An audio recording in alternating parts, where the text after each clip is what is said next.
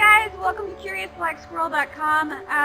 This week we're going to be doing a DIY lift top coffee table.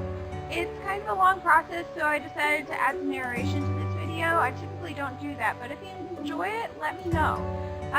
Also, if you have any questions about anything, please leave some comments below and I'd be happy to answer them to the best of my abilities. Thanks so much, and I hope you enjoy, and I'll talk to you soon. Okay guys, I have a full cut list at CuriousBlackSquirrel.com. You can either have your lumber cut in store or you could use your miter saw at home. It makes for fast work. After you're done, of course, take a moment, take it all in, all your beautiful cuts, enjoy it. It's very peaceful, but then we have to get back to work. Alright, now when you're assembling your frames, you need to be very sure that you're pre-drilling before you're screwing them all together, because this being 2x2s, it will split the wood. By the time you're done building your frames, you should have 4 frames for this particular design, 2 small and 2 large. They're all going to be equal heights. You could change this up in whatever fashion you like. You could make an octagon table, you could make a cabinet in this same exact style. You could even do a square coffee table. It's really up to you.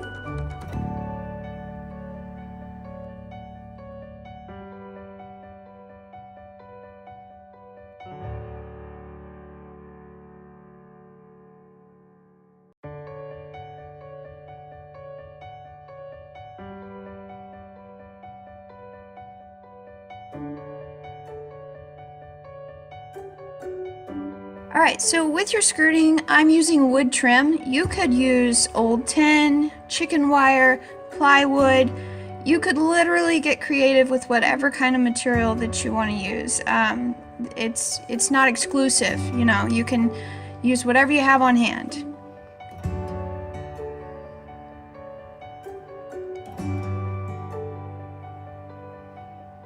Be sure that you leave enough room at the top for your 1x4, which we'll be attaching the brackets to whenever it's all assembled.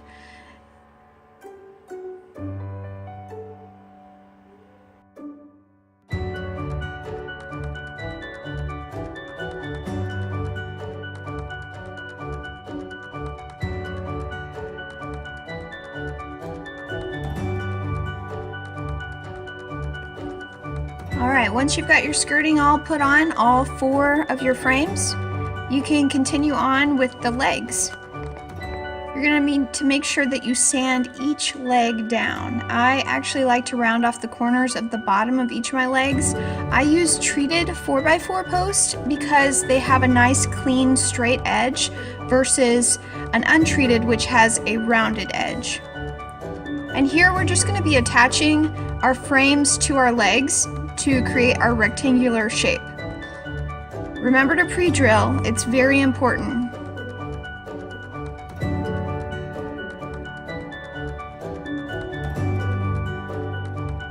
Take your time and really get those joints very tight. You want them to be very close together. Before screwing them together, you should probably apply wood glue to just ensure that it's a nice tight fit and it's not going to go anywhere.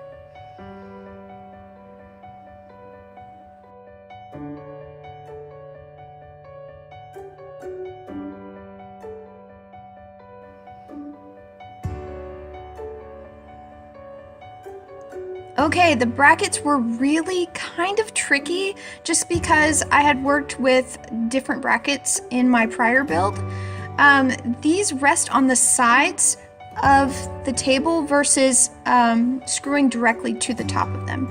So with this, I put a 1x4 on top, and then underneath I attached 2 pieces of 2x2 just to make sure that the weight of the tabletop didn't break the 1x4.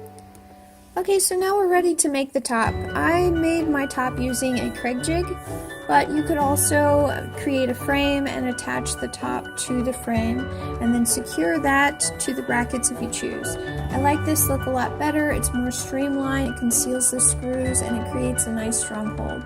So basically what you're going to be doing with this Craig jig is drilling holes that create a space for the screws to slide into, so that you can toe nail each board together.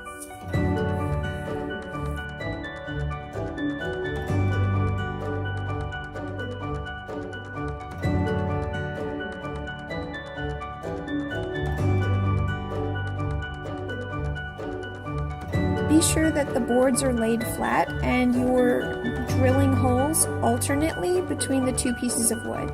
That way you disperse the weight and create a nice strong bond.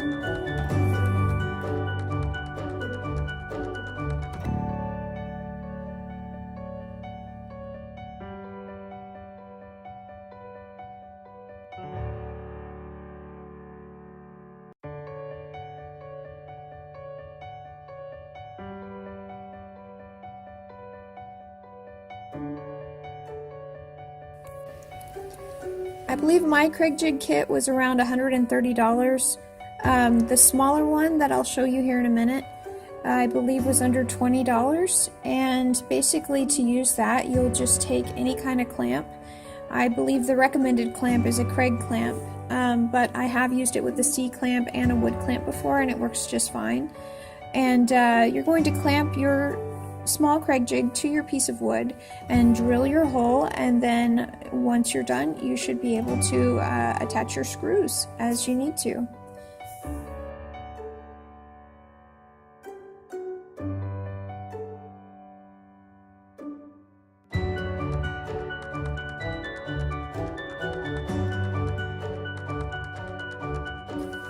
Okay, to attach the top that you just made to the brackets on the table, I set the top upside down on the ground, and then I laid the frame that we just made upside down on top of the top.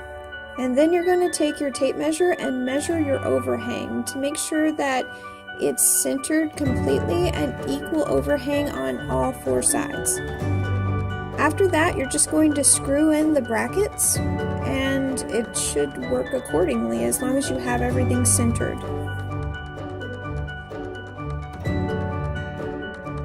Okay, for the bottom, I used a 1/2-inch sheet of plywood, and right here I'm notching out the corners of this plywood for the legs of the table.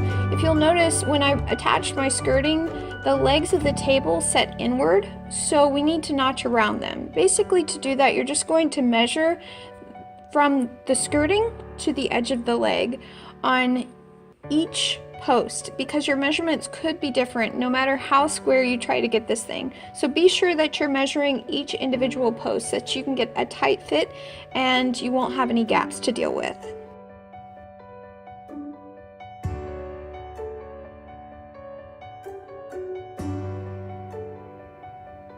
Alright, when you're done, it should look something like this. Basically, you're just going to lay a bead of glue down on your frame, and then you're going to lay down your piece of 1/2-inch plywood that you just cut, and then you're going to screw it to the bottom of the table. I think I used maybe 1-inch screws, I'm not quite sure.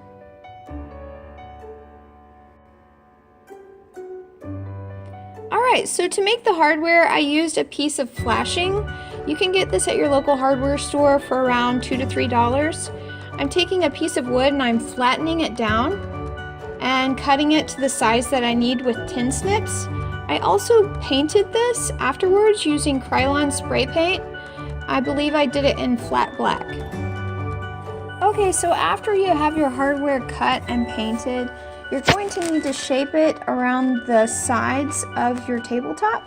So to do that, you're just going to use your hands and make sure that the bends are nice and crisp. After you've got it where you want it, attach a little piece of electrical tape. In my case, this worked out really well since I did paint it flat black. I just do that so that if you are going to grab the bottom of the table, that piece of metal is not going to cut you. You could also just bend back the sides and use a pair of pliers to make it nice and flat.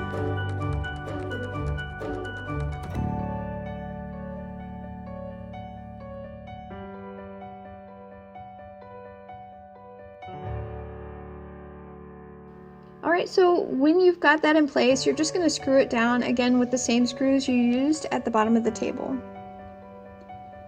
So here what I'm doing is just using a nail punch to create small indentions where I'm going to be placing the upholstery tacks.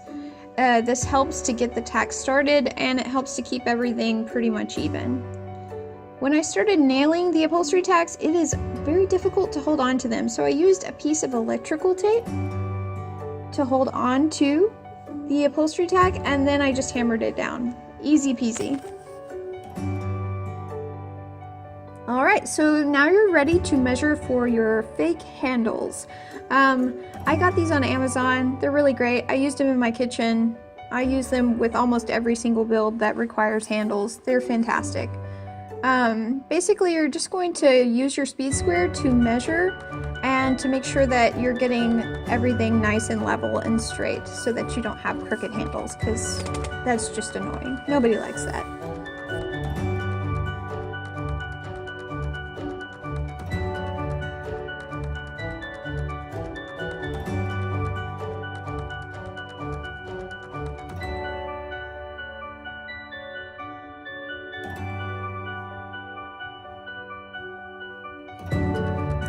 Alright, now that you're done, you can paint it, stain it, or just sit back and enjoy.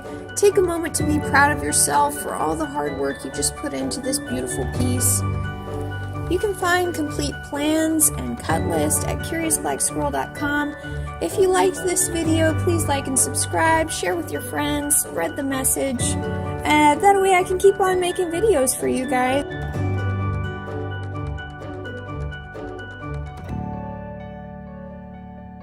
Thank you so much for watching, guys, and until next time, stay curious, humans!